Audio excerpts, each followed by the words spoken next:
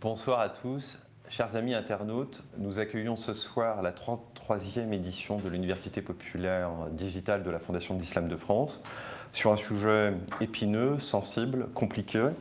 L'école publique à l'épreuve de l'islamisme.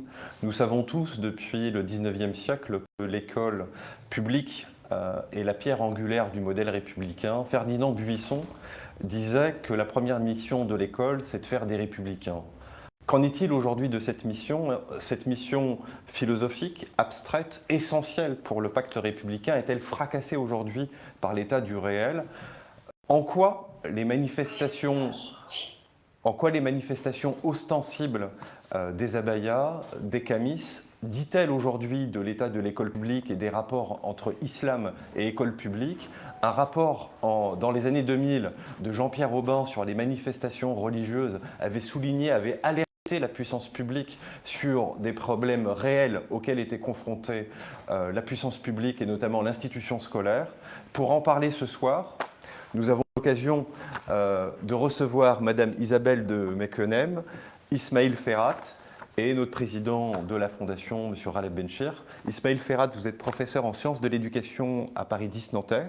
Vos travaux portent sur les politiques éducatives et la question du fait religieux, notamment. Mais il y a aussi d'autres questions sur lesquelles vous travaillez. Mais nous vous avons invité principalement autour de cette problématique. Et Madame Isabelle de Meckenem, vous êtes agrégée de philosophie.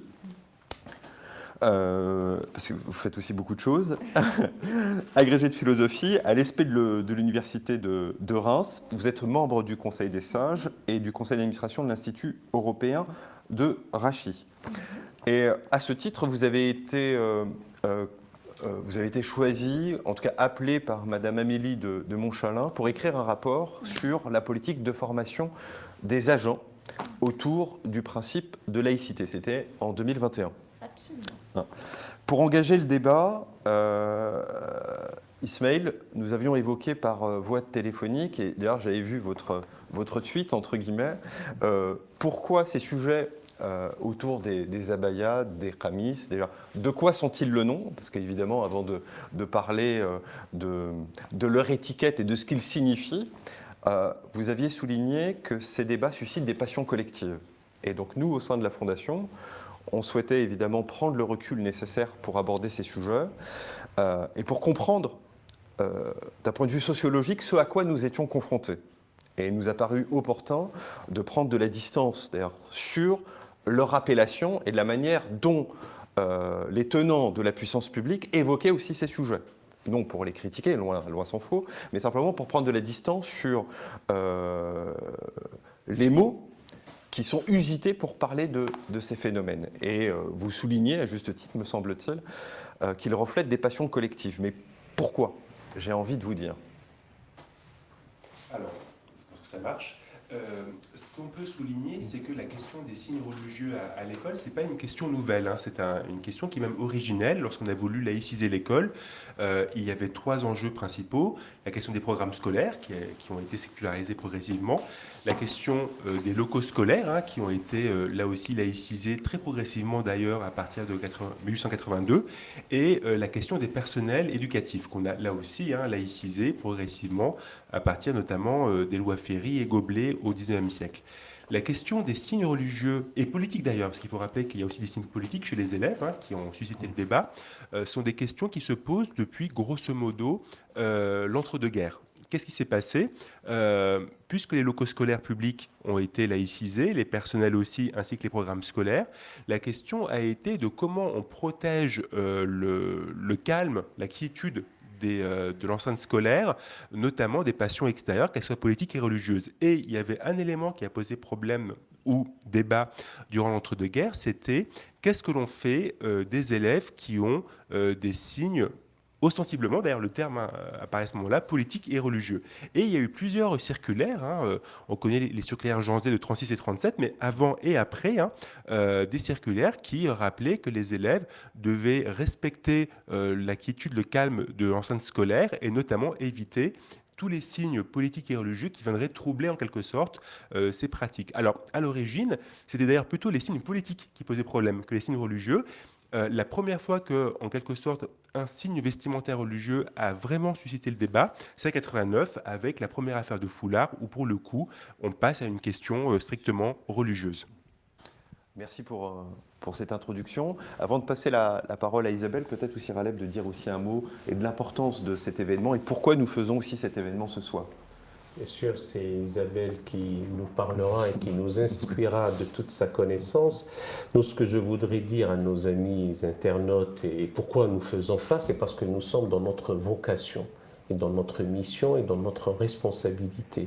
Nous ne pouvons pas nous appeler Fondation de l'Islam de France sans que nous nous approprions des sujets aussi cruciaux et aussi importants que ceux-là. Et nous ne les éluderons jamais, bien au contraire. Simplement, et le simplement n'est pas une restriction par rapport à ce que nous venons de dire là et de ce que je viens de dire, c'est qu'un, il faut qu'on sache de quoi on parle au juste. Parce qu'on dit qu'il faudrait de la nuance, de la hauteur, de l'intelligence, on nous dit soit vous êtes naïf, soit vous êtes en train de noyer le poisson. Or, nous essayons de réfléchir et nous réfléchissons pour la paix civile, rien que ça, la cohésion nationale, et puis stopper ce qui s'apparente véritablement à une offensive et essayer de la juguler et de la réguler. De mon point de vue, mais moi je peux me tromper, nous pouvons nous tromper ici dans cette institution.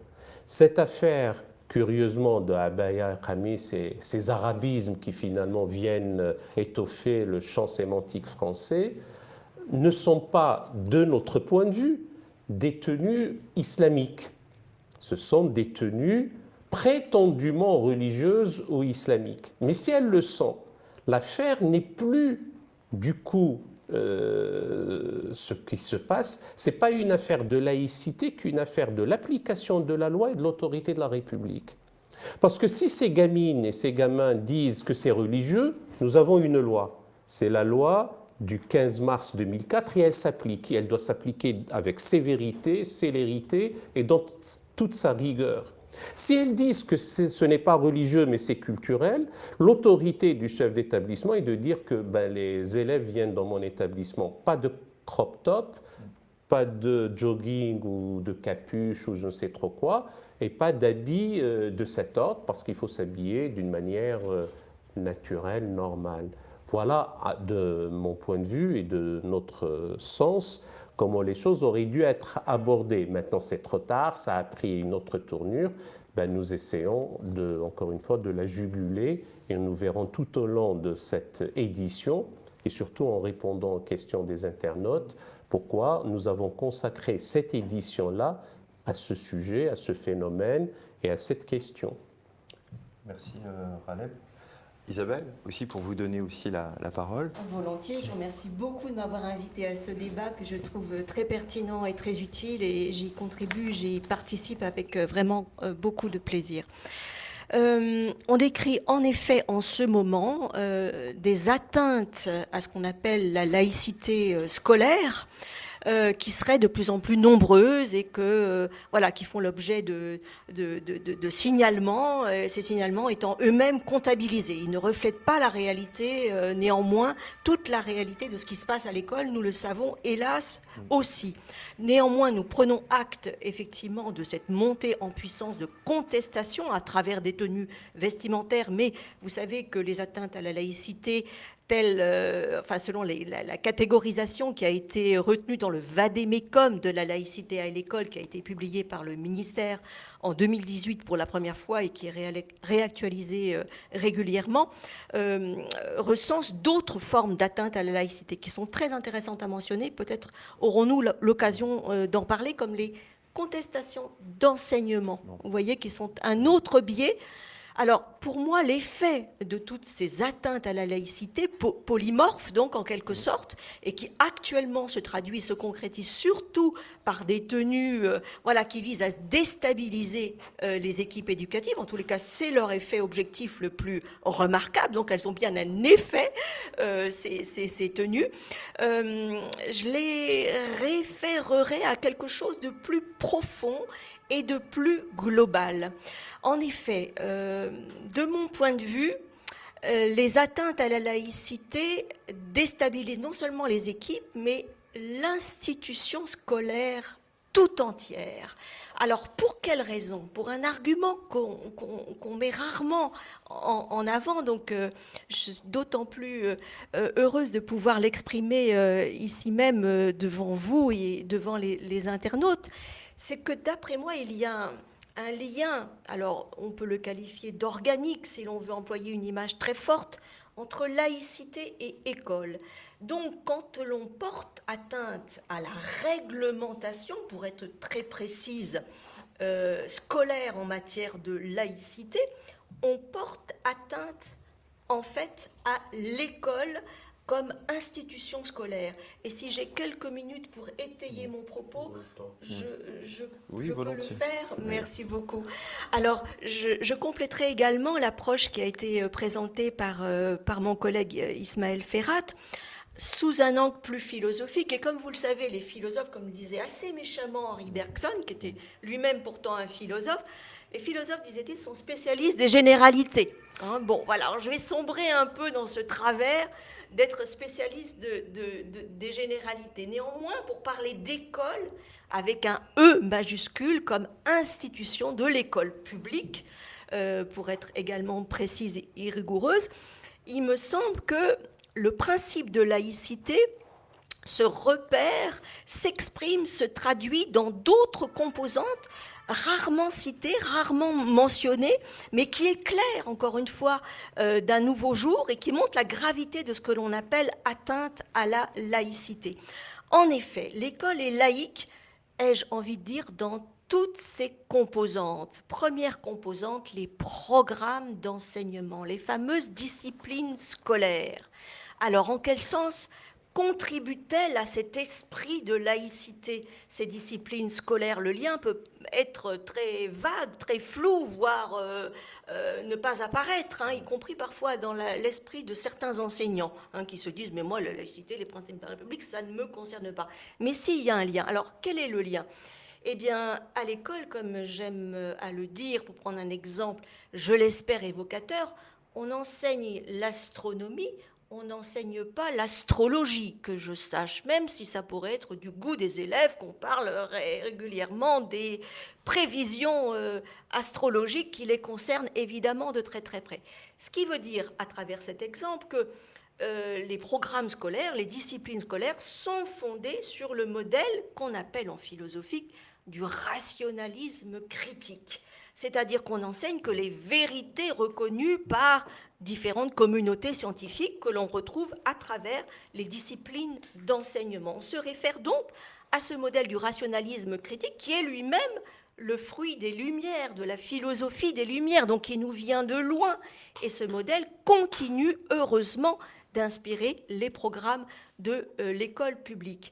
En dernière instance, si j'ose dire, selon une expression consacrée qu'on employait très à la mode, qui était très à la mode à une certaine époque en France et dans le milieu philosophique en France, ce rationalisme critique est donc fondé sur l'autonomie de la raison. Et une raison autonome, c'est une raison qui n'a aucune tutelle, qu'elle soit de nature politique ou qu'elle soit de nature religieuse. Donc là, on le voit, le lien qui se dessine entre laïcité, esprit de laïcité et contenu des programmes d'enseignement. Or, on fait rarement état de ce lien, de cette filiation, de cette généalogie.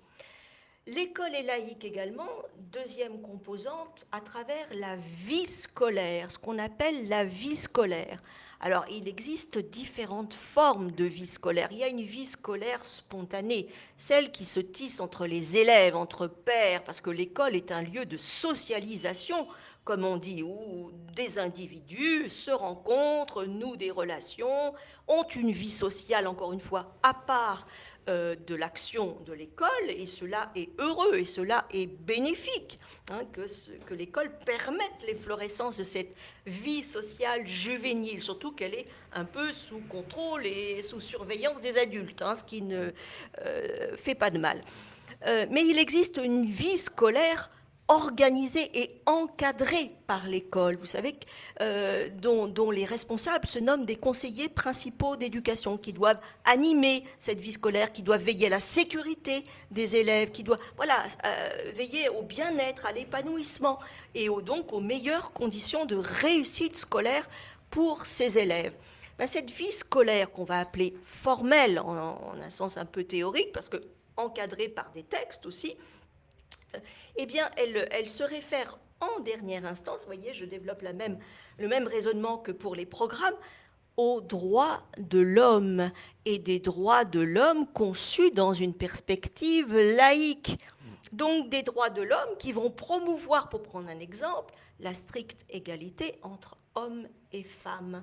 Donc là, à nouveau, on retrouve une composante de la laïcité à travers un élément auquel on ne pense pas dans un premier temps, puisque, encore une fois, on a tendance à analyser tout ce qui a trait à la laïcité scolaire à travers le prisme que je trouve pour ma part réducteur, si vous comprenez mon propos, qui est celui de la loi du 15 mars 2015, une loi qui existe, qu'il faut effectivement respecter et mettre en œuvre, mais l'école est laïque, encore une fois, par toutes ses composantes. Dernière composante par laquelle l'école est, à mon sens, laïque, c'est à travers les finalités qu'elle poursuit, cette école publique. Quelles sont les grandes finalités de l'école? Ça aussi, c'est un point qu'on évoque peu, dont on parle peu. Pourtant, les grands débats sur l'école devraient porter sur ces grandes finalités. À quoi cela sert-il d'envoyer son enfant à l'école pour un nombre d'années qui ne cesse d'augmenter? Donc, cela est évidemment très important et tout le monde connaît l'importance déterminante de la réussite scolaire sur l'ensemble de la vie des individus aujourd'hui, dans notre modernité ou notre hypermodernité ou notre postmodernité. Eh bien, les finalités de l'école publique sont l'esprit critique, la formation de l'esprit critique, donc des individus dotés d'un esprit critique. Évidemment, cela s'articule avec une conception laïque de l'humanité, j'ai envie de dire de la société, de la culture, de la civilisation. L'un ne va pas sans l'autre. L'école publique doit également former les futurs citoyens. Cela est beaucoup plus connu, entendu, répété et à juste titre. Et notre modèle de citoyenneté, notre conception du lien politique, comme vous le savez, elle est dissociée de toute appartenance religieuse. Donc on retrouve aussi la laïcité à travers cette conception du lien politique et cette formation à la citoyenneté. Et enfin, parmi évidemment les grandes finalités de l'école, il y a l'idée de favoriser l'éclosion de la liberté de conscience et non pas de la liberté de religion. La liberté de religion étant incluse dans cette liberté de conscience, mais comme on le sait, la liberté de conscience est plus globale que la liberté de religion. Donc une fois qu'on a ce tableau en tête, les programmes d'enseignement, la vie scolaire qui se fonde sur les droits de l'homme et l'idéal laïque des droits de l'homme, parce qu'il y a des réinterprétations religieuses de ces droits de l'homme qui nous font régresser sur des questions comme l'égalité homme-femme, voilà pourquoi j'ai pris soin de le préciser, les grandes finalités de l'école, on s'aperçoit mieux, je l'espère en tous les cas, de la gravité de ce que l'on appelle atteintes à la laïcité, qui ne sont donc pas que des atteintes ou des attitudes de défi ou de provocation par rapport à une loi perçue comme une loi abusive, de prohibition, voire plus stigmatisante, raciste, etc., etc. Isabelle, je vous remercie pour ce propos, parce que vous avez fait toute une réflexion philosophique et les origines philosophiques du principe de laïcité qui remontent, je veux dire, des Lumières à la Révolution française jusqu'à la Troisième République qui ont été consacrées. Mais j'ai envie de vous répondre aussi à vous et aussi à Haraleb, qu'en même temps, ces filles qui souhaitent arborer, on va dire, ces vêtements, le font aussi au nom du principe de liberté. C'est-à-dire que moi, je m'affirme et je viens à l'école publique pour affirmer et arborer ce vêtement.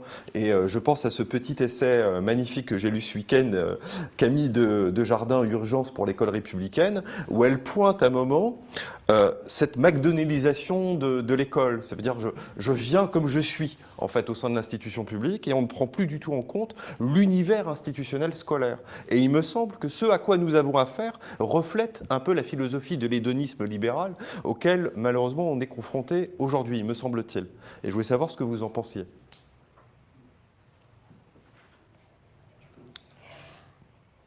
Sur la philosophie première. Respectons une alternance de prise de parole, donc je t'en prie. Intervention pas politique, le langage hier. Alors, ce que l'on peut souligner, c'est que c'est une question tout à fait intéressante parce que la question, c'est comment ces jeunes filles et ces jeunes garçons, en fait, comprennent les vêtements qu'ils portent. Parce qu'après tout, on sait que derrière la manière d'utiliser, enfin de se vêtir de ces tenues, il y a des lectures différentes. Typiquement, on a, par exemple, pour les jeunes filles, une question de réputation. C'est le vêtement qui va créer la réputation qu'on va avoir dans le quartier, dans la communauté, etc. Ça va être aussi une manière de se positionner. Il y a eu tout un travail d'une sociologue dont j'ai oublié le nom, je crois que c'est Madame Di Meo, qui avait travaillé sur les voiles intégraux, qui montrait qu'effectivement, au fait, le voile intégral, c'était, pour le dire un peu brutalement, le mythique musulman. C'était une manière de filtrer, au fait, une partie entre guillemets, des prétendants potentiels à une vie de couple, de manière à dire qu'en gros, j'apparais comme étant la fille, entre guillemets, sérieuse, avec une logique très conservatrice derrière, qui est l'idée de dire qu'effectivement, on va avoir une réputation, entre guillemets, meilleure.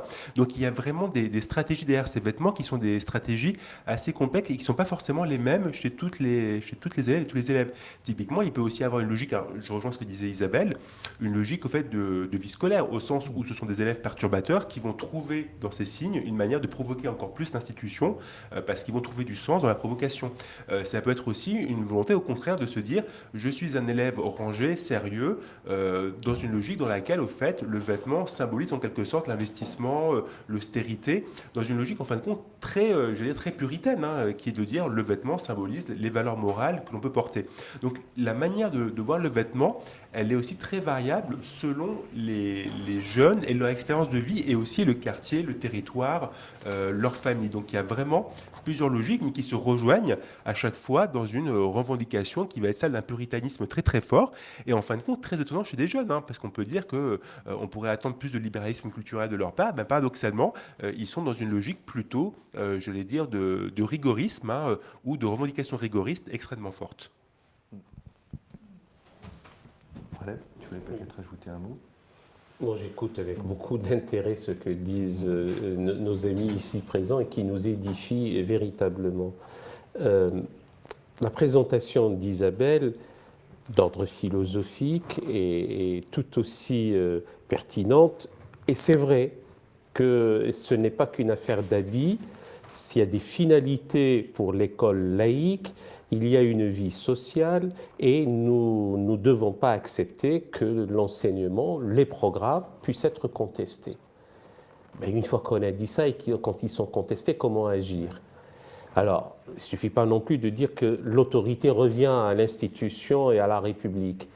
Mais parce que cette autorité fait défaut que nous y trouvons. Donc ça, c'est déjà en soi un problème.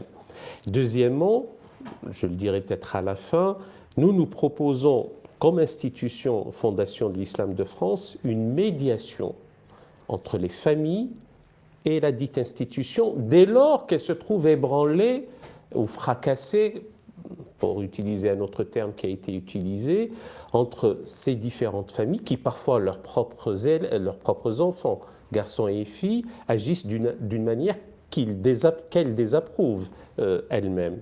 Troisième réaction, eh bien l'école n'est pas McDonald's, même si Camille de Jardin a juste raison à parler de McDonaldisation, et il se trouve qu'au sein de l'école où les futurs citoyens sont en train de se préparer, il y a une relation asymétrique entre l'apprenant et celui qui donne à connaître.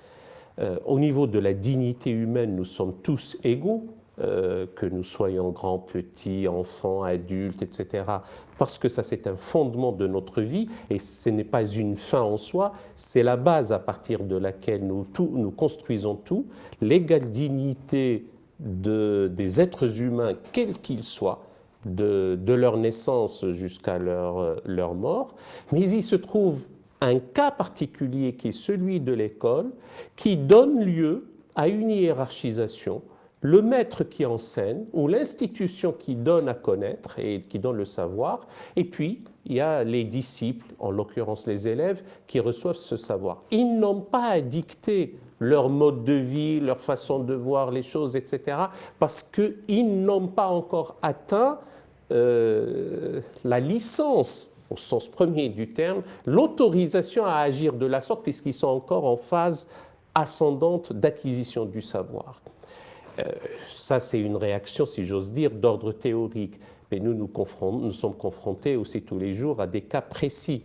Que faire? Certes, c'est un cas minoritaire, mais que faire d'une élève qui un jour vient avec son crop top, le lendemain avec une abaya et le troisième jour avec un jogging? Ça, on est clairement dans la provocation ou dans le jeu ou dans une manière de tester la solidité ou la réaction de l'institution scolaire.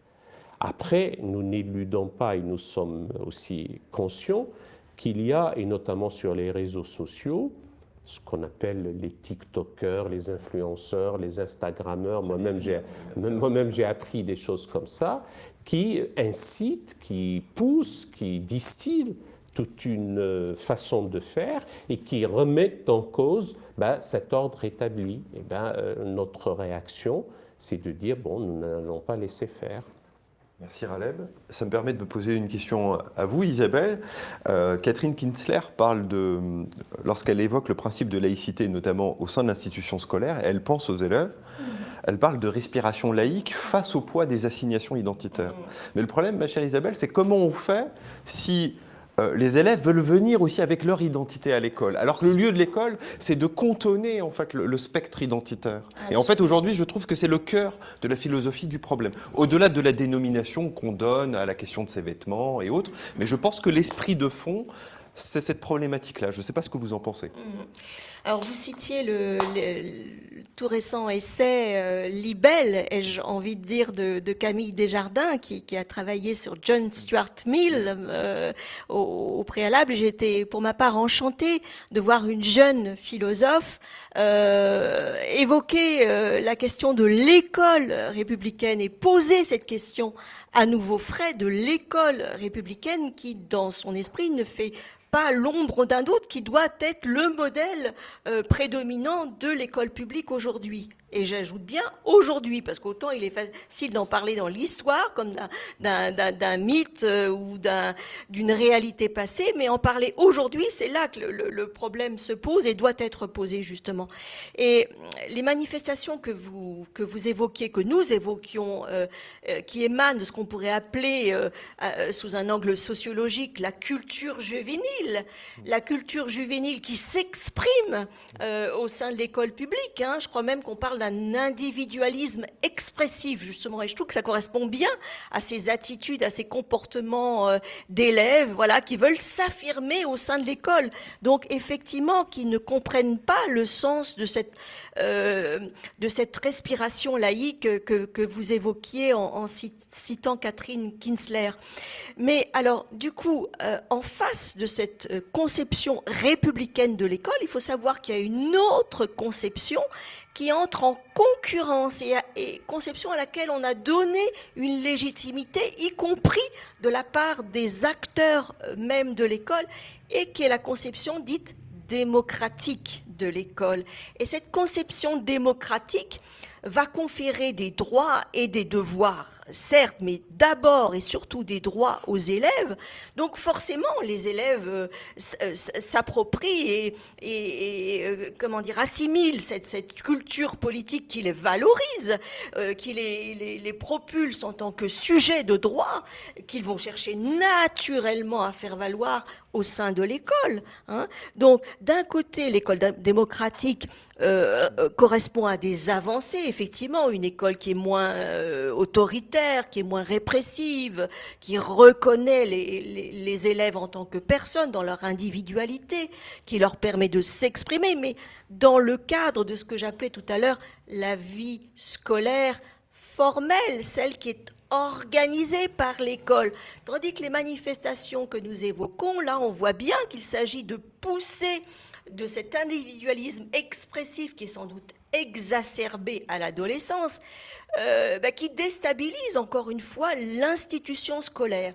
Et ce phénomène-là, ce constat-là, me fait dire que l'école est en fait affaiblie. Il faut bien le reconnaître. Le constat de fond, voire le diagnostic que je poserais, consisterait à dire, mais si l'école témoigne de la difficulté à résister, à se réaffirmer contre ces poussées d'individualisme expressessif. Vous voyez, je les maintiens dans une espèce de vague exprès, pour ne pas les caractériser, mais ça a été fait par d'autres protagonistes que moi. Eh bien, quand bien même il ne s'agirait que de manifestations d'un individualisme expressif exacerbé, néanmoins, ces actions parviennent à déstabiliser l'école. Ce qui me laisse penser, ce qui me fait penser que l'école est profondément affaiblie. Je ne sais si je peux développer à nouveau mon propos. Oui, j'en ai le temps.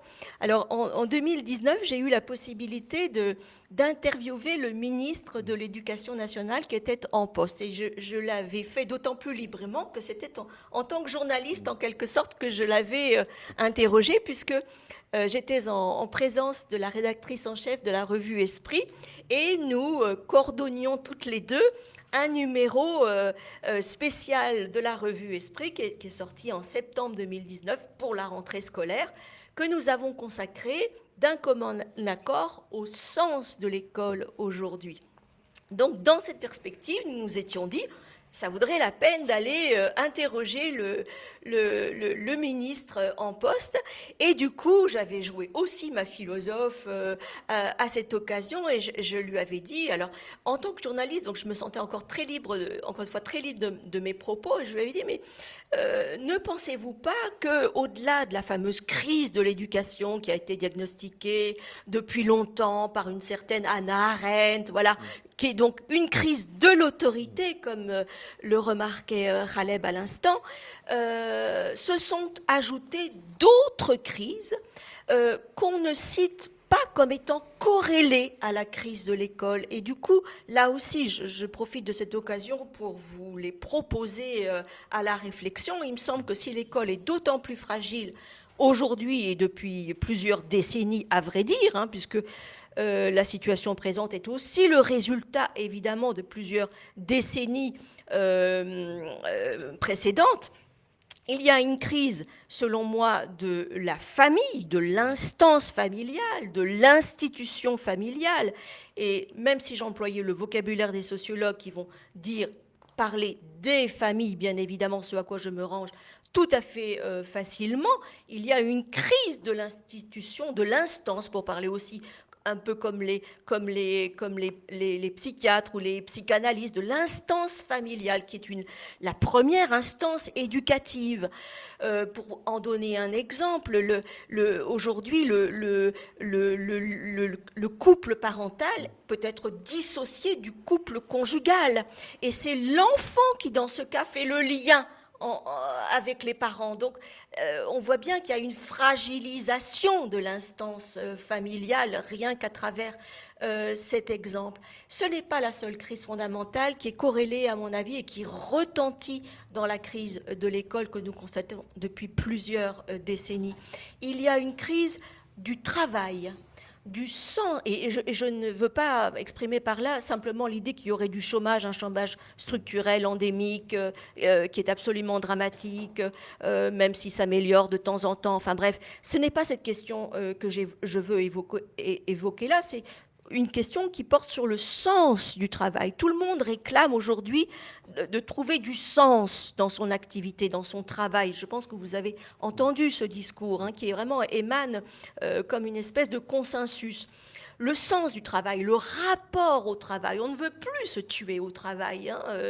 Les nouveaux médecins refusent un métier qui les absorbe et qui les empêche d'avoir une vie personnelle, etc. Donc on voit bien que le travail a été complètement remanié, reconfiguré par les contemporains.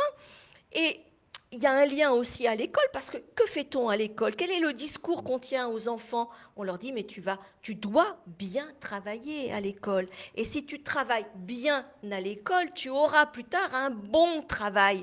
Donc si d'un autre côté, dans la société ambiante, le sens du travail s'effrite, s'effondre, les individus peinent à trouver du sens à leur travail, il est clair que cela affaiblit aussi l'école sur un pan absolument fondamental des motivations que l'on a à investir sa scolarité. Ce n'est pas la seule crise, je suis désolée de brosser un tableau aussi sombre. Il existe aussi une crise qui retentit très directement sur la crise de l'école, qui est une crise de la culture. Pour la résumer de manière abusivement schématique, j'espère que vous m'en excuserez, je dirais que nous peinons, et c'est un nous de responsabilité collective, évidemment, nous peinons à définir ce que nous reconnaissons comme étant une culture de référence, la culture de référence. Or, quelle est l'action de l'école dans ce domaine, si ce n'est de transmettre ce que nous estimons être la culture de référence? Comme il y a une incertitude, des critiques également véhémentes, virulentes au sujet de la culture classique des humanités, qui serait le fruit de dominations passées que l'on voudrait continuer à perpétuer à travers un enseignement, il est clair que cette crise de la culture, de ce que nos amis québécois appellent la querelle du canon, je crois, hein, à cette expression là-bas, eh bien nous avons aussi une querelle du canon, et évidemment cela fragilise d'autant l'action de l'école, puisque j'évoquais tout à l'heure les programmes et les disciplines d'enseignement qui sont au cœur de l'action de l'école. Merci. On pourrait disserter très longtemps après ce propos, Isabelle. On a tellement de questions à vous poser. Ismaël, par rapport à ce qu'a dit Isabelle, est-ce que vous pouvez nous évoquer un point sur l'institution familiale, et notamment sur les familles musulmanes dans les quartiers prioritaires? Vous venez de publier un papier dans La Vie des idées. Vous êtes revenu sur une étude de terrain faite par Samia Landgar, qui a fait une sociologie des familles musulmanes par rapport à l'institution scolaire, et vous aviez intitulé votre papier ce que l'islam fait à l'école. Ou ne fait pas d'ailleurs. Oui. Parce que c'est les deux d'ailleurs pour le coup. Alors, c'est une question qui est en fait, qui est très proche de ce que disait Isabelle. C'est le rapport des familles de classe populaire à l'école. Si on faisait un historique, il faut quand même rappeler qu'en 2005, lorsqu'on a les émeutes des quartiers populaires, il y a 3 institutions qui sont visées par les émeutiers. Les commissariats, bon, on peut comprendre le contexte, même sans l'excuser, mais mort de 2 jeunes suite à une poursuite de police, donc les commissariats, on pouvait comprendre la logique.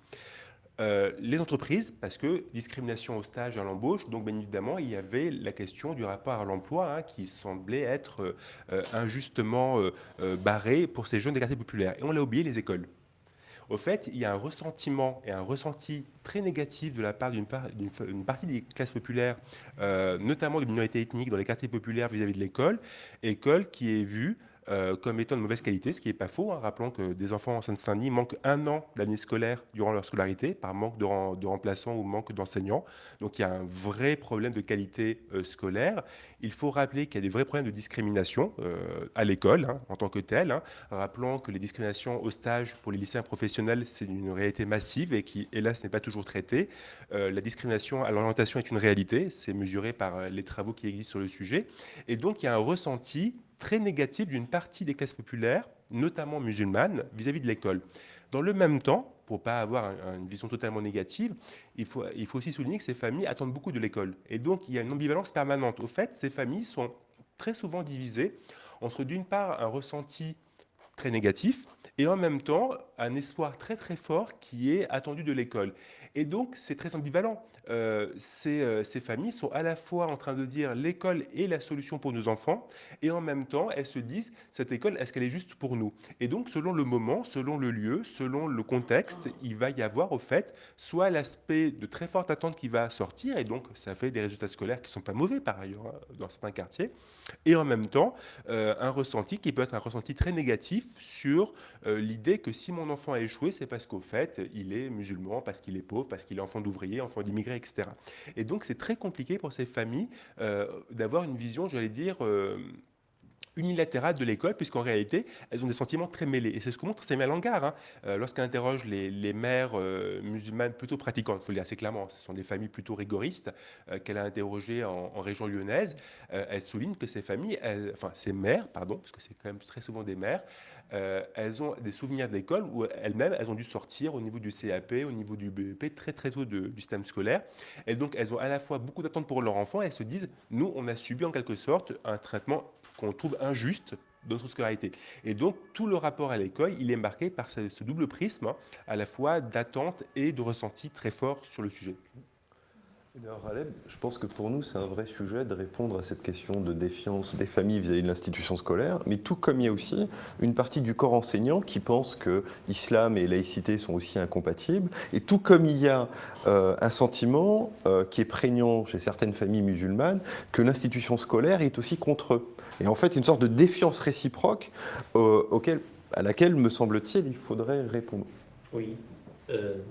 Dans le sillage de ce que disait Ismaël à l'instant et à propos des émeutes de 2005, je me rappelle, mais je ne m'y appesantirai pas plus que cela, de quelqu'un maintenant connu, voire immortel, qui disait qu'il est inhérent à leur culture et à leur tradition religieuse de brûler les écoles, ce qui est un non-sens total. C'est vrai que le mot madrasa a été dévié de son sens premier, mais s'il savait, il connaissait toutes les madrasas et toutes les universités qui sont parmi les plus vieilles au monde, si ce n'est les plus vieilles au monde encore en activité maintenant. On peut se poser la question de l'ingénierie pédagogique qui s'y trouve, mais en tout cas, il n'est pas inhérent, intrinsèque, organique, structurel à leur culture de brûler les écoles. Brûler les écoles, c'est inacceptable, bien entendu. Deuxièmement, deuxième réaction, quartier populaire, pauvres, immigrés, musulmans, ce ne sont pas des synonymes. On peut sauver les marchés des Hurling à Deauville en étant musulman et ne pas brûler les écoles. C'est toujours important de le souligner. Troisième point, cette double défiance n'est pas acceptable au sein de la République. C'est qu'il y a un vrai problème. Comment voudrait-on, alors que l'enseignement, que l'école, qui est névralgique pour le devenir des nations, et en l'occurrence pour la nation française, je parle de l'école publique, qui doit préparer les citoyens, puisse être l'objet de défiance de la part d'une partie de la société française.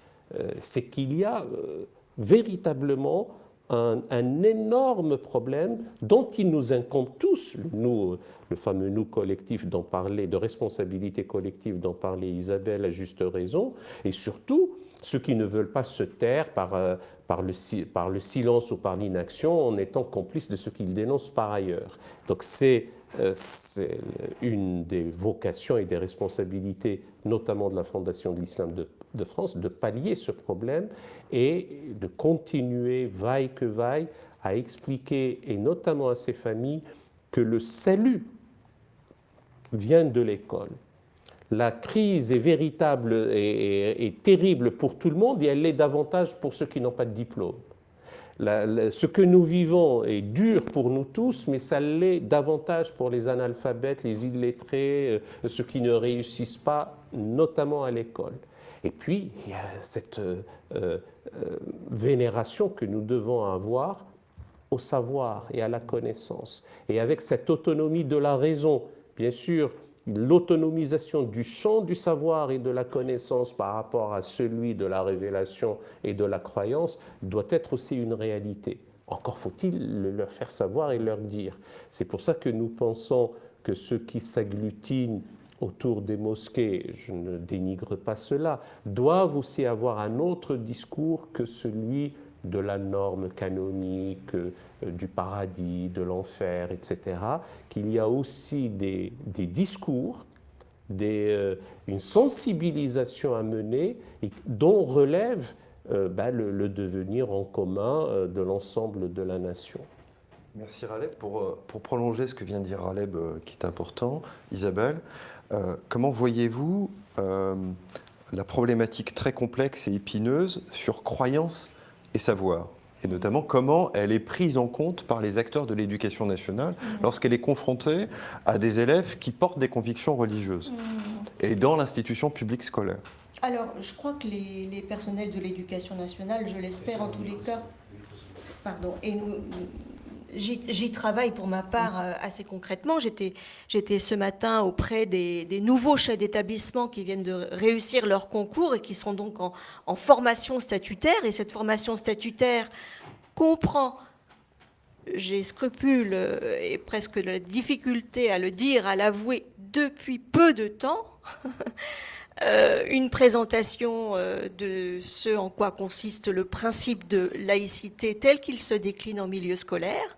Autrement dit, on faisait silence sur cet aspect auparavant. C'est une nouveauté depuis quelques années. On leur reparle de laïcité à ces futurs chefs d'établissement et plus globalement au cadre de l'éducation nationale dont on a pu se faire une conception abusivement managériale. Finalement, être à la tête d'un collège ou d'un lycée ou d'une école, c'était avant tout devoir gérer des équipes, et veiller à l'efficacité, à la performance d'une organisation, comme s'il s'agissait quasiment d'une entreprise, sauf que celle-là n'avait pas de but lucratif en l'occurrence. Mais on gommait ces aspects régaliens qui sont pourtant partie prenante de ce modèle républicain que nous évoquions tout à l'heure. Donc il y a du rattrapage à faire dans ce domaine, et j'ai envie de dire, même si le mot n'est pas du tout joli pour le coup, pas du tout élégant, mais il dit bien cette réalité.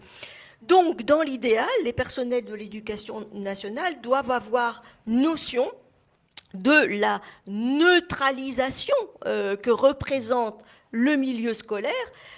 Quand vous citiez cette expression effectivement très évocatrice de Catherine Kinsler de respiration laïque, elle a sa contrepartie du côté des élèves aussi, puisque bon, pour les personnels, il y a des obligations strictes de neutralité commerciale, politique et religieuse, effectivement, qui sont ancrées dans ce qu'on appelle la déontologie des professeurs, sur laquelle déontologie on a très récemment également mis l'accent en réinscrivant cette question au concours, mais pas de tous les concours de l'éducation nationale, il faut le rappeler, les agrégations étant exceptées de cette règle commune par un mystère que vous voudrez bien m'éclairer.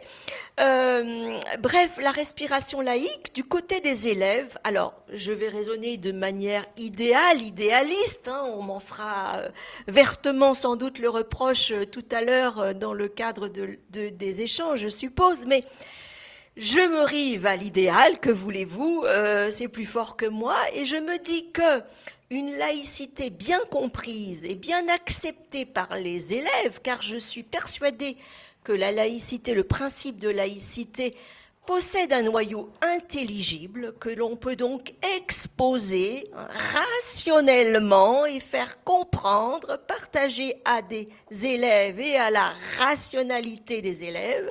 Ça, pour moi, c'est vraiment un socle.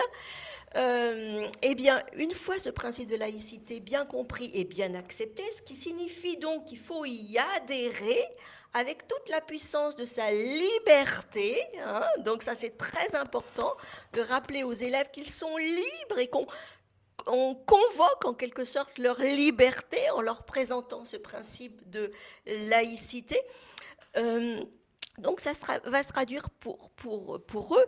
Alors, d'une façon que j'exprimerai de manière un peu imagée, parce que je pense qu'il n'y a pas d'autre moyen de le faire, j'appellerais cela une mise en veilleuse ou une mise en sourdine du caractère identitaire des convictions. Parce que ce qui pose problème à l'école, ce n'est pas le fait d'avoir des convictions religieuses, c'est de les transformer en identité et de vouloir affirmer son identité à travers ses convictions. Et l'identité, ce qu'on appelle identité dans le cadre de cet individualisme démocratique éventuellement exacerbé, c'est précisément l'estime de soi. Et psychologiquement, il est impossible de renoncer à l'estime de soi. Donc si l'identité est sous-tendue par l'estime de soi-même qu'un individu se prête, s'accorde, se donne, il est clair qu'on ne peut pas lutter, on ne va pas chercher à détruire l'expression de cette identité. Donc voilà, moi je ferai la distinction entre identité et conviction religieuse. Le problème, c'est l'affirmation identitaire ou le caractère identitaire que l'on donne à des convictions religieuses, et c'est peut-être ce qui se passe en ce moment à travers ces manifestations vestimentaires. Alors ça me permet, Isabelle, par rapport à votre propos, de poser une question à Ismaël. Est-ce que ces atteintes, parce que maintenant il y a un bulletin mensuel des atteintes au principe de laïcité au sein de l'institution scolaire, est-ce qu'il y a une analogie entre ces atteintes et le fait que ce soit situé dans des établissements d'IREP, rétablissement en éducation prioritaire? Et là où je veux mettre l'accent, c'est qu'on voit fortement une recrudescence du sentiment identitaire au sein de l'institution scolaire, lié à une absence de mixité sociale. C'est-à-dire que le problème, il est beaucoup plus difficile dans un contexte où la mixité sociale est réduite presque à néant dans certains établissements. Par exemple, je pense au livre de Yanis Roder, il met l'accent sur un problème qui me semble fondamental, c'est que certains élèves aujourd'hui dans l'institution scolaire n'ont plus de rapport avec l'altérité. Et ce surmoi en fait identitaire, il est aussi aggravé par cette absence aussi d'altérité au sein de l'institution scolaire. Et c'est un point qui a été, me semble-t-il, très peu évoqué dans le débat public. Alors, ce qu'il faut souligner, c'est qu'on est quand même en France dans une situation qui est différente d'autres pays, au sens où il n'y a pas de ghetto ethnique. Alors, très clairement, les populations européennes blanches ont tendance à partir de certains quartiers, assez clairement, mais on va dire qu'il n'y a pas de ghetto ethnique au sens où il y a une seule ethnie, comme il peut exister aux États-Unis, au Brésil, par exemple, hein, sur un territoire donné. Donc ça, c'est important, c'est-à-dire que l'altérité, effectivement, elle a tendance à baisser, mais on va dire qu'elle n'est pas aussi faiblement représentée que dans d'autres pays, où là, pour le coup, il va avoir une logique complètement homogène, hein, si on peut dire, du quartier. Mais effectivement, il y a un lien très très fort. Ces revendications, notamment vestimentaires, elles ont plutôt lieu, alors là je passe sous le contrôle d'Isabelle, qui connaît beaucoup mieux le sujet via le CSL, sur des établissements de type populaire, donc, où effectivement le profil va être un profil plutôt socialement défavorisé, très dégradé. Et d'ailleurs, les jeunes qui vont porter ces tenues vestimentaires, très souvent pour provoquer, ont une vision de l'islam très simplifiée. Enfin, c'est une vision vestimentaire de l'islam, hein, qui est quand même, on va dire, qui ne rend pas hommage à la complexité théologique de la religion musulmane.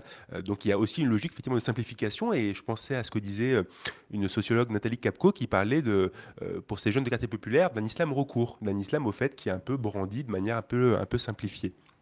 Alors, ce qu'il convient de souligner, c'est que cette absence de mixité sociale et en partie ethnoculturelle, elle joue aussi par le haut. On voit très bien que, par exemple, aujourd'hui, la revendication d'une partie de l'enseignement catholique de porter un projet évangélique, hein, c'est dit très clairement, hein, le secrétariat général à l'enseignement catholique dit on porte une pastorale, ce qui était pendant quelques années pas évident, hein, de leur côté, parce que sous contrat, ils étaient quand même très prudents. Il y a aussi une logique par le haut, en quelque sorte, et par le bas, de revendications, on va dire, plus cultuelles, plus religieuses, parce que précisément, dans certains établissements catholiques, on le sait, la mixité sociale a diminué. Hein. Depuis 20 ans, elle a tendance à nettement diminuer dans une partie des établissements privés sous contrat catholiques. Et donc, il y a un phénomène de réaffichage religieux par le haut, avec des établissements plus conservateurs, plus rigoristes. Hein. On sait ce qui s'est passé à Stanislas, pas très loin d'ici d'ailleurs, hein, où manifestement, l'obligation d'éducation à la sexualité est quand même contournée très largement pour des raisons religieuses, très clairement. Et effectivement, par le bas, une partie, encore une fois, je dis bien une partie, hein, de familles de classe populaire musulmanes ou protestantes évangéliques vont faire de leur religion une espèce de recours identitaire simplifié, très simpliste, notamment pour l'opposer à une institution scolaire qui, encore une fois, suscite des réactions assez ambivalentes parfois. Donc, en quelque sorte, par haut et par le bas, une religion recours qui simplifie le rapport, hein, à l'école dans une logique assez manichéenne, hein, d'une revendication d'un monopole de vérité. Merci Ismaël. Raleb, on arrive bientôt aux questions des internautes. On voulait aussi quand même aborder avec vous des solutions que nous pourrions préconiser. Raleb, tu as évoqué tout à l'heure la question des ateliers de médiation autour du fait religieux dans les établissements. On a évoqué aussi entre nous la question du numérique, parce que je pense qu'il faut avoir aussi une riposte au sein de TikTok et des réseaux sociaux pour irriguer aussi sur les cultures, parce qu'il me semble important qu'on puisse proposer aussi à ces élèves, à cette jeunesse, des modèles identificatoires. Et Raleb, la question, et j'en parlais tout à l'heure avec Isabelle, de l'éducation laïque aux faits religieux, qui peut-être, d'ailleurs Camille Desjardins évoque, elle ne reprend pas le terme éducation laïque du fait religieux, elle dit une histoire culturelle des religions. Est-ce que ça pourrait être évidemment un des chantiers? Les chantiers sont titanesques, c'est vrai. Mais si tu permets, dans le sillage de ce qui a été dit à la fois par Isabelle et Ismaël, je voudrais revenir sur cette fable philosophique qu'est l'identité. Je ne fais que paraphraser le titre d'un ouvrage d'Ali Ben Makhlouf. De nos jours, ici j'ai bien compris, je le dis sous le contrôle de ceux qui savent mieux que moi, les crispations identitaires sont inversement proportionnelles avec le sentiment d'être accepté dans une société donnée. Si on jouissait de ses droits, si les choses allaient plus ou moins bien, etc., il n'y aurait pas eu le recours ou le refuge ou une crispation identitaire qu'on magnifie parce qu'on a envie, parce que c'est humain, de trouver une sorte d'estime de soi dont on pense qu'elle est déniée ou qu'elle n'est pas reconnue. Et comme, à tort ou à raison, il se trouve que toute une partie d'une jeunesse pense que leur citoyenneté est déniée, alors puisque c'est comme ça, moi j'en ai encore une meilleure et qui est supranationale, qui se trouve être celle de la Oumma. Et c'est en plus, si on savait qu'est-ce que ça veut dire, à quoi ça renvoie, est-ce que c'est, dans l'histoire, les Juifs faisaient partie de la Oumma, etc. Donc on n'est pas dans ces connaissances complexes, on est simplement dans ce refuge. Deuxièmement, il faut bien que ça apparaisse. Et si ça apparaît, il faut bien que ça devienne, si j'ose dire, ostentatoire ou palpable ou visible. Aujourd'hui, ce sont les abayas et le qamis.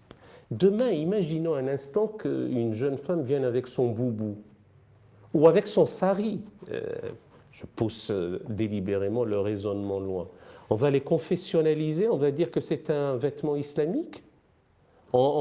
Elle vient avec un sweatshirt avec une capuche pour cacher ses cheveux. Le dit capuchon devient un vêtement islamique. C'est tomber dans le piège d'une sémantique qui n'est absolument pas appropriée. C'est tomber aussi dans le piège, quand j'ai tombé, je parle de l'institution et de ceux qui veulent nous édifier par leurs propos sur certaines chaînes de télévision qui ne sont pas celles de l'information, mais du formatage de l'opinion. C'est tomber dans le piège de ces, moi aussi j'ai appris à dire tiktokers, instagrammeurs, influenceurs, etc., et qui jouent sur cette affaire de « Ah ben c'est votre religion qui a été bafouée, vous êtes éprouvé ici-bas, mais vous allez montrer que vous allez tenir le coup pour mériter un au-delà annoncé comme meilleur et durable, et que vous êtes entouré de mécréances ou je ne sais trop quoi, et vous êtes bien courageux et vous serez élu, et que sais-je encore. » Et ceci prend sur la conscience et sur les esprits de ces personnes. Donc, la réponse, enfin, esquisse, débauche de tentatives de réponse, c'est que les réseaux sociaux sont neutres, sont le magma de tout un défouloir de haine et d'insultes, c'est vrai, nous en avons même reçu quelques échantillons de cela, mais il n'en demeure pas moins qu'un moyen technologique est neutre. Le bon usage ou le mésusage de ce moyen revient à ceux qui l'utilisent. Certains l'utilisent pour une offensive véritable, déstabilisatrice, et qui a pu entrer comme dans un ventre mou, parce qu'Isabelle, à juste raison, nous disait que depuis des décennies, on voit les choses connaître un véritable délitement. Il incombe aussi à ceux qui veulent rattraper les choses d'utiliser le même moyen.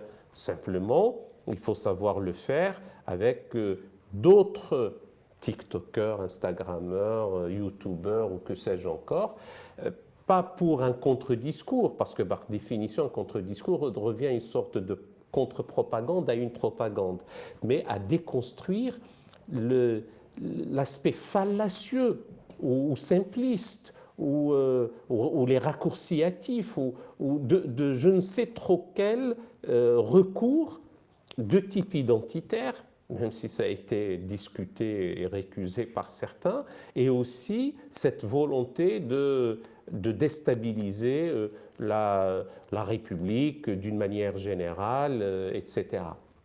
Laquelle République doit assumer aussi sa vocation universelle, et comme je le dis souvent en paraphrasant la légende de l'œuvre de Daumier, elle n'a pas qu'à nourrir et instruire, elle a à nourrir, instruire et protéger ou préserver des errements tous ses enfants, tous quels qu'ils soient. Et c'est ça, à mon avis, le début de réponse qu'il faut faire en utilisant aussi les mêmes moyens. J'ai entendu le ministre Pape Ndiaye dire « Oui, et c'est vrai que nous avons une certaine faiblesse au niveau des réseaux sociaux pour réagir ». Ben, c'est déjà une institution telle que l'Éducation nationale le reconnaît. Bon, il faut peut-être rattraper ça, j'enlèverai le peut-être, et nous aussi, au sein de notre modeste institution, nous devons aussi agir de la sorte et contribuer. Alors, avant de revenir aux questions, peut-être Isabelle, un mot sur cette éducation laïque du fait religieux, sur comment vous voyez aussi la problématique. Oui, j'appréhenderai cette question, ou votre question en tous les cas, par le biais de repères institutionnels, en vous disant qu'en 2013, le ministère de l'Éducation nationale avait fait le choix de ce qui a été appelé une pédagogie de la laïcité. Je sais qu'Ismaël a réfléchi sur cette dimension-là, donc il serait aussi tout à fait à même de l'évoquer. Et cette pédagogie de la laïcité, qui reposait notamment sur une charte de la laïcité, une charte nouvelle, ainsi que eh bien, les composantes que j'évoquais, que je décrivais tout à l'heure, à savoir à travers les enseignements, les disciplines enseignées, à travers la vie scolaire. Par exemple, on a suggéré de commémorer la loi du 9 décembre 1905 à l'école, donc vous voyez, par le biais de la vie scolaire et par le biais des actions éducatives également proposées aux élèves. Donc on restait dans le périmètre interne de l'école à travers cette pédagogie de la laïcité. 2015, juste après les attentats djihadistes de la terrible année 2015, du début de l'année 2015, le ministère décrète un plan de mobilisation pour la transmission des valeurs de la République. Il était libellé comme tel, ce vaste plan constitué de 11 mesures. Et en découvrant ce plan, je m'y étais évidemment penchée de très près à l'époque, puisque je voulais en parler aux étudiants et les faire réfléchir sur cette mobilisation scolaire républicaine. Eh bien, je m'étais rendu compte que là, ce plan donnait une place à la société civile. Vous voyez, essayer de trouver des alliances, de tisser des alliances avec la société civile, notamment à travers ce qu'on appelait la réserve citoyenne, qui consistait à faire intervenir à l'école des individus, voilà, représentatifs de différents métiers, etc., qui auraient été porteurs de ce discours républicain. Donc, si vous voulez, pour décentrer un peu l'école et montrer que la problématique républicaine, si j'ose dire, était plus globale que réduite aux frontières de l'école à proprement parler, ce qui représentait une ouverture aussi pour les élèves très intéressante. Bon, mais la société civile, le postulat qui sous-tendait cette volonté d'alliance qui me paraît sur le principe bénéfique, bien évidemment, c'est renforcer l'école a priori que de voir les choses ainsi. Il s'avère que cette société civile est également ambivalente. Elle ne possède pas que des forces bénéfiques. Pour moi, les médias et les réseaux sociaux et les entrepreneurs idéologiques qui existent dans notre société émanent de la société civile, sont représentatifs de cette société civile. Donc il y a un risque à faire entrer la société civile au sein de l'école, comme on a souhaité le faire à cette époque. Merci Isabelle.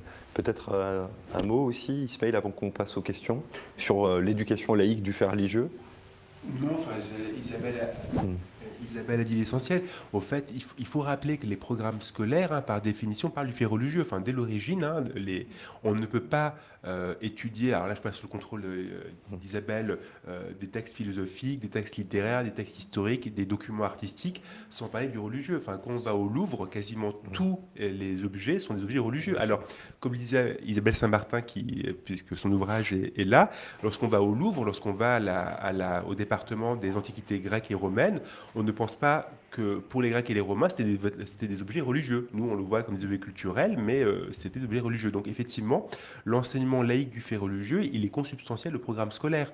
Par définition, on ne peut pas aborder une grande partie des cultures, qu'elles soient occidentales ou non occidentales, sans qu'on aborde à un moment donné le fait religieux. Donc en quelque sorte, hein, l'enseignement laïque du fait religieux, il est encore une fois logique, évident et naturel dès lors qu'on veut aborder le domaine de savoir qui aborde à un moment donné, de toute façon, la question du religieux. Merci Ismaël. Alors, mes chers amis, je prends sur le téléphone en fait les questions qui nous sont posées. La première question, qui est celle de Nathalie, je synthétise. Elle dit qu'évidemment la transmission des savoirs est aussi importante, mais elle met l'accent sur la perfectibilité parfois de certains enseignements et comment on peut avoir une conscience critique au regard de ce qui nous est enseigné. Pour souligner en fait ce que vous disiez tout à l'heure, Isabelle, sur la construction de l'autonomie du sujet. Évidemment, c'est très important. Ça, c'est la première question. Hakim qui pose la question des différents modèles au sein de l'Union européenne dans son traitement de la question du fait religieux au sein des institutions scolaires. Et il souligne que la vision, entre guillemets, laïque au sein de l'institution scolaire, parce qu'évidemment on l'a élargie aux usagers avec la loi de 2004, est-ce qu'elle n'est pas, entre guillemets, restrictive? Ce principe ne serait-il pas restrictif par rapport à ce qui se passe dans d'autres pays? Et Karine, qui pose la question suivante, sur la difficulté en fait, de l'intégration entre guillemets des populations par rapport à la question islamique au sein de l'institution scolaire. C'est-à-dire que, est-ce que le problème, il ne vient pas entre guillemets aussi des parents et de leur socialisation aussi dans la société française par rapport à l'expression et aux manifestations de leurs enfants au sein de l'institution scolaire? Alors on peut peut-être commencer par Nathalie sur la question d'un esprit critique aussi au sein de l'institution scolaire. On pourra toujours estimer qu'il est insuffisamment cultivé, cet esprit critique. Néanmoins, je rappellerai que quand on consulte les préambules des programmes de ces fameuses disciplines d'enseignement, et elles sont diverses et nombreuses, hein, comme nous le savons tous, puisque nous avons un long passé scolaire en général derrière nous. Eh bien, ces finalités critiques, encore une fois, sont revendiquées par toutes les disciplines enseignées à l'école, y compris le PS. Je prends cet exemple parce qu'il me paraît particulièrement probant. Mais alors, en quoi cela consiste-t-il et comment cela peut-il se matérialiser en quelque sorte? Alors, tout à l'heure, j'ai parlé du haut idéal du rationalisme critique hein, et de l'autonomie de la raison qui sous-tend l'élaboration des programmes, qui est le modèle en quelque sorte de référence. Mais j'aurais pu dire aussi que les programmes scolaires intègrent les méthodes de construction des vérités scientifiques qui, comme on le sait pour chaque spécialité ou discipline ou domaine de connaissance, sont toujours des vérités précaires. Hein, en l'état des connaissances, voilà ce que nous pouvons dire de telle et telle réalité. Donc, il y a toujours cette réserve, cette distance, ce recul hein, de l'avancée possible des connaissances qui rendra tel ou tel énoncé affirmatif caduc, hein, mais sous la pression d'autres connaissances, d'autres événements de connaissances, encore une fois, et non pas de normes religieuses, par exemple. Donc cet esprit critique filtre aussi à travers les méthodes et les façons d'enseigner. Un fait historique peut être présenté sous l'angle de la pluralité de ses interprétations par les différentes écoles historiques ou les historiens. Et ce faisant, on éduque naturellement les élèves à l'esprit critique, et c'est largement souhaitable, bien évidemment. Vous voulez peut-être ajouter un élément? Non. Hakim qui pose aussi un vrai sujet, peut-être Ismaël, quelle est l'approche aujourd'hui comparative dans les pays de l'UE sur la question laïque au sein de l'institution scolaire? Alors, parce qu'en fait je dis ça parce qu'il y a certains mouvements musulmans rigoristes en France qui prennent pour exemple le modèle anglo-saxon.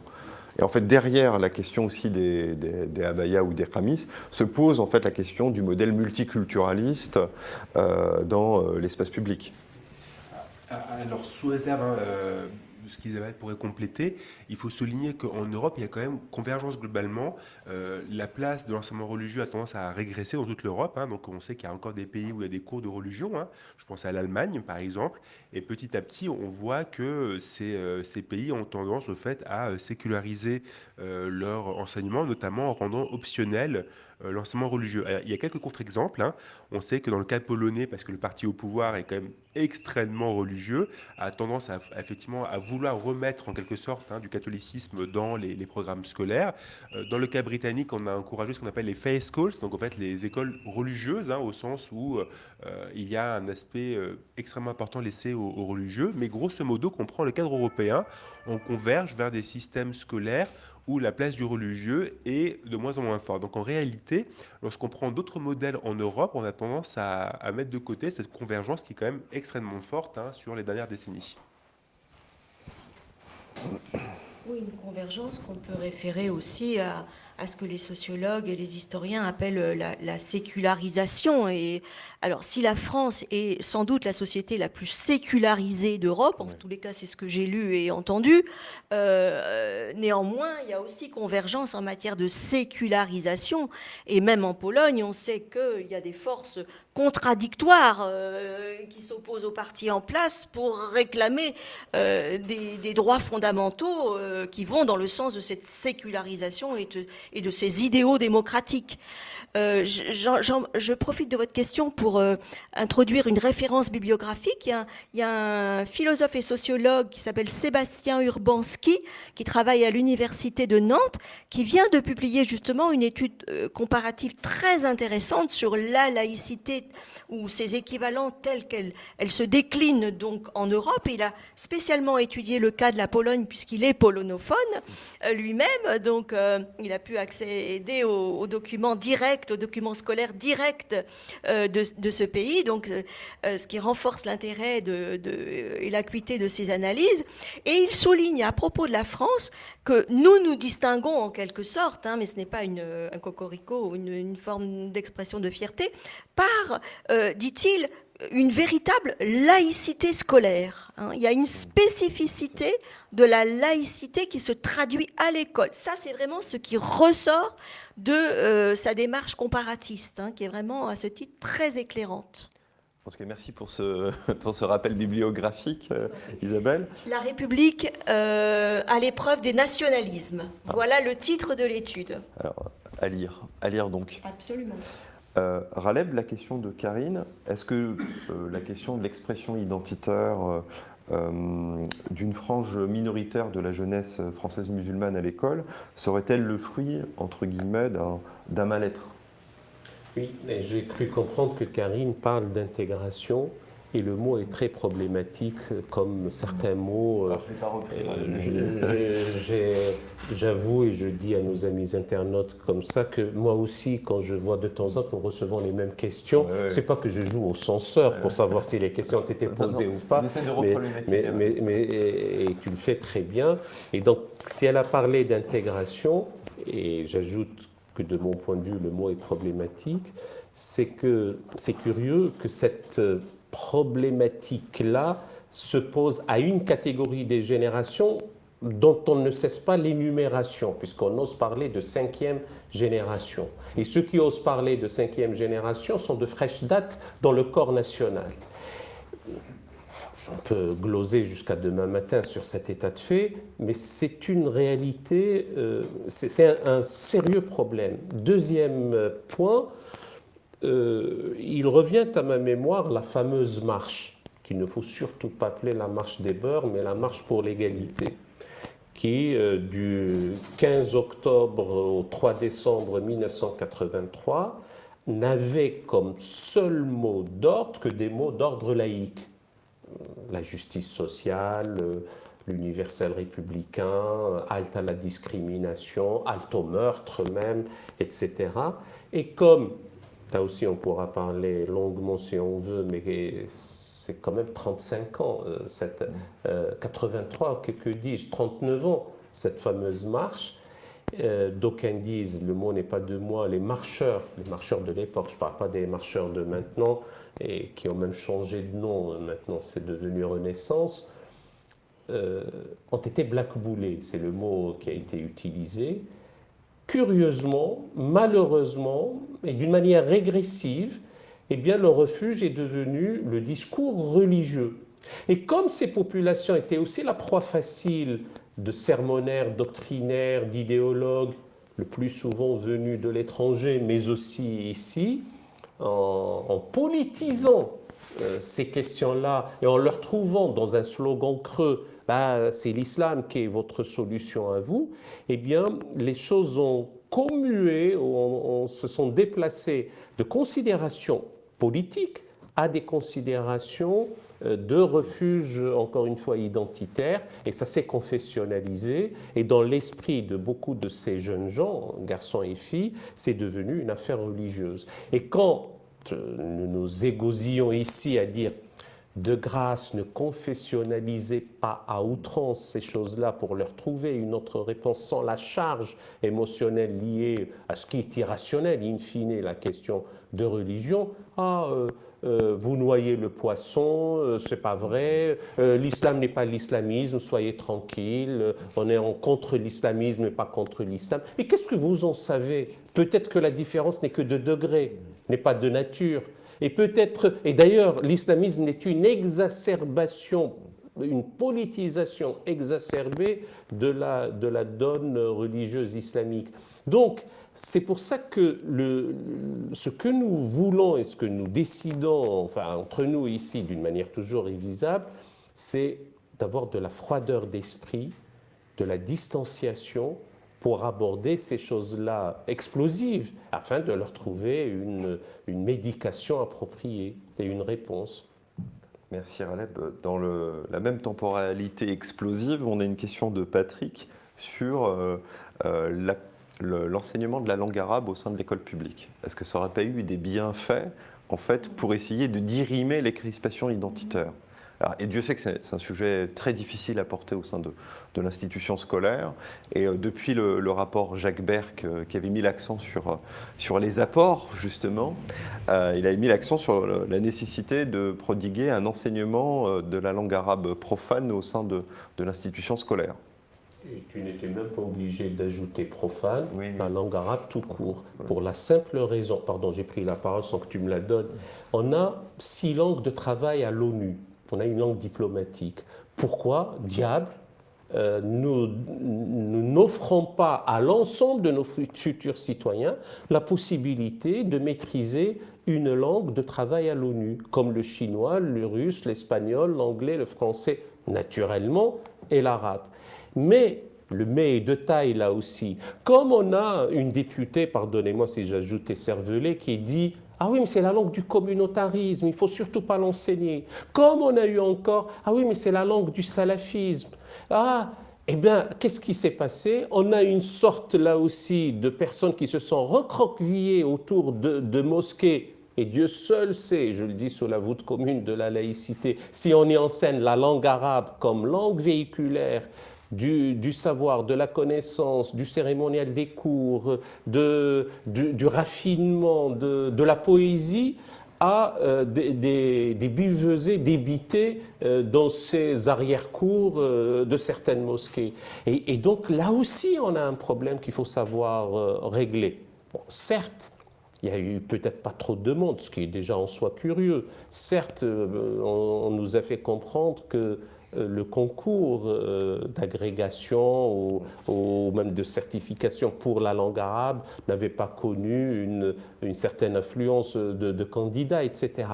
Mais à mon avis, voilà encore une difficulté ou un problème auquel l'institution éducation nationale est confrontée. Et donc la question de Patrick, de mon point de vue, est une question on ne peut plus pertinente. Merci Raleb. Vous voulez peut-être ajouter un mot sur ce sujet? Oui, un mot, parce que effectivement, ces questions m'évoquent ce que l'on a appelé au sein de l'éducation nationale les ELCO, E-L-C-O, enseignement de langue et de culture d'origine. et cela partait certainement d'un bon sentiment, mais fait-on une bonne politique scolaire avec des bons sentiments? Parce que ces enseignements de langue et de culture d'origine s'effectuaient sur le temps scolaire. Autrement dit, on prélevait, si j'ose dire, les élèves, on les privait d'un enseignement commun, collectif, de ces fameuses disciplines et de ces fameux programmes que j'évoquais tout à l'heure, programmes nationaux, hein, il faut le rappeler, pour les confier à des maîtres sur lesquels l'éducation nationale n'avait pas de contrôle. Voilà. Et ce qui m'avait surtout frappé quand j'avais travaillé cette question pour pouvoir en parler à mes étudiants, encore une fois, dans le cadre de la formation des enseignants, c'est que j'avais pris connaissance d'une enquête, d'une étude. Alors je suis désolée, j'ai plus les références en tête, mais en tous les cas, le résultat de cette étude m'avait frappé parce qu'on avait interrogé les parents à ce sujet, sur le bien fondé de cette action et cette proposition, de cette initiative scolaire. Hein. Et les parents disaient, mais nous, on préférait qu'ils apprennent l'anglais, nos enfants.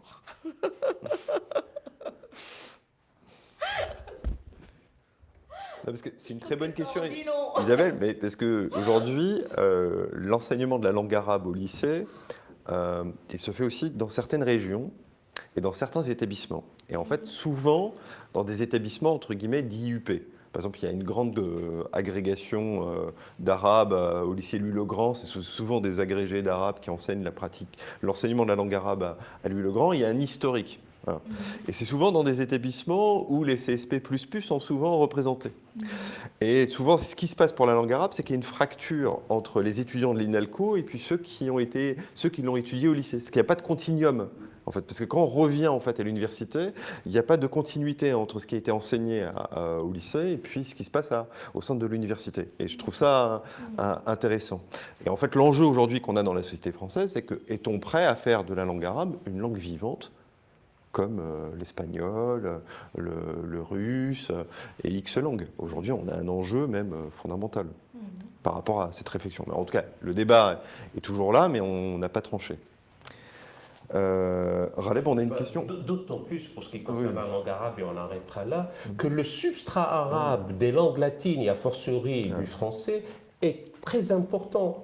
Et nous parlons arabe sans que nous parlons français, ou nous parlons arabe sans que nous nous rendions compte, avec un arabe légèrement francisé. Je ne vais pas vous faire tout le couplet ce soir, mais il se trouve peut-être sur les réseaux sociaux. Donc il faut découpler la question de l'enseignement de cette langue, qui encore une fois doit être offert à l'ensemble des citoyens comme une langue vivante, pas nécessairement première, un peu comme les autres langues de travail, encore une fois en diplomatie internationale, et après, elle n'aura pas cette charge émotionnelle et problématique que nous connaissons maintenant.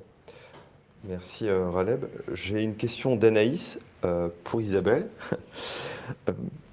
Quelles frontières et quelles distinctions faites-vous entre liberté religieuse et liberté de conscience ? Mais c'est que la liberté de conscience est plus englobante que la liberté. Elle comprend la liberté religieuse, mais elle va au-delà, puisqu'elle signifie cette liberté de conscience. Le micro pour Isabelle. Le micro. Pardon, excusez-moi.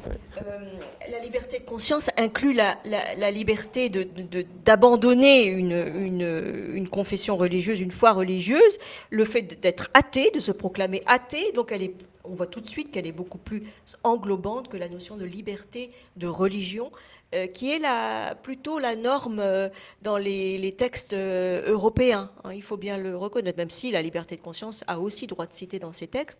Néanmoins, prévaut, me semble-t-il, la référence à la liberté de religion, alors qu'en France, nous affirmons très nettement et clairement la liberté de conscience, qui est une liberté tout court, de changer de religion, de ne pas avoir de religion.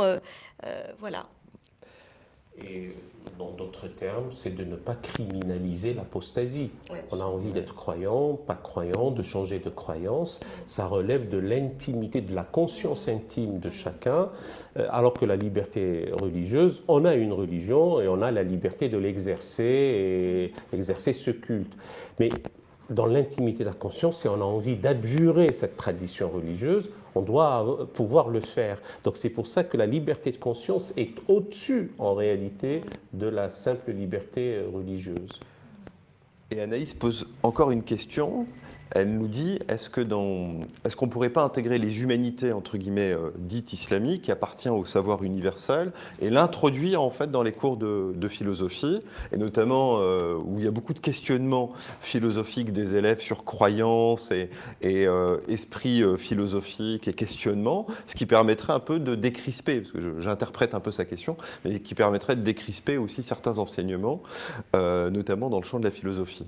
Bien sûr, mais tout ce qui peut montrer, j'ai presque envie de dire, prouver la contribution de telle culture, de telle civilisation à un apport universel, c'est-à-dire universalisable, partageable par tout être humain en tant que tel, ne peut être que bénéfique, bien sûr, bien sûr.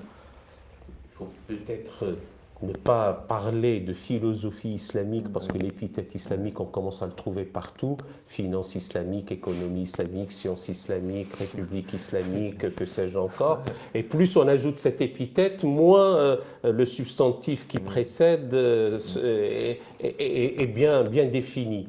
En revanche, enseigner, comme dans ce que dit Isabelle, dans une approche universalisable, les philosophes musulmans hellénisants et leur contribution au corpus du savoir universel, ça me semble être une chose importante et on ne peut pas mutiler, si j'ose dire, l'ensemble aussi de nos citoyens de ces apports-là.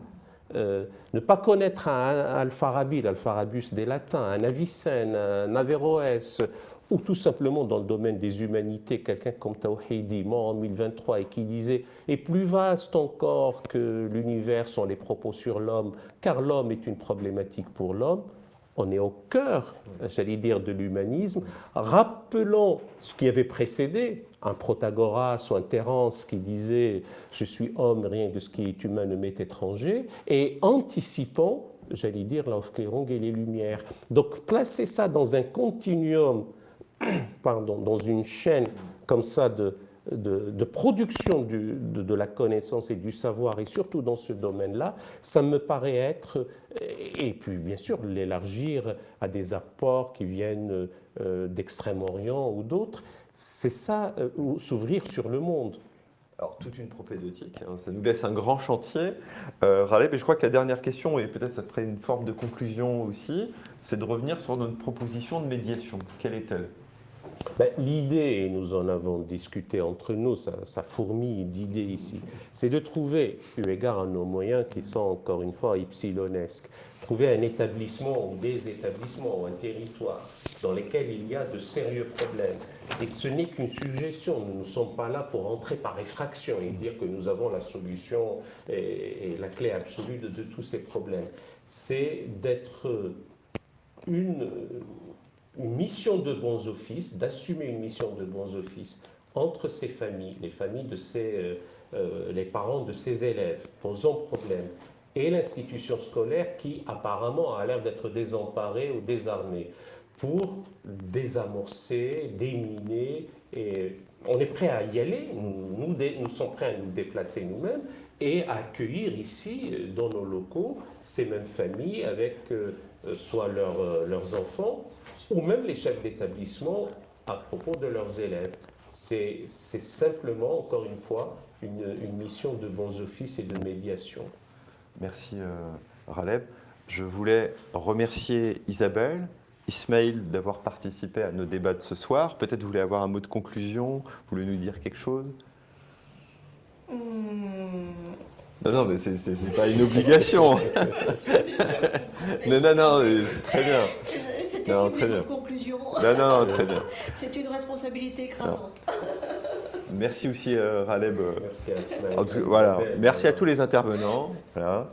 Je voulais juste dire peut-être en mot de conclusion que ce que nous avons évoqué ce soir, c'est que derrière l'affaire médiatique autour des vêtements, voilà, se cachent des problèmes beaucoup plus profonds.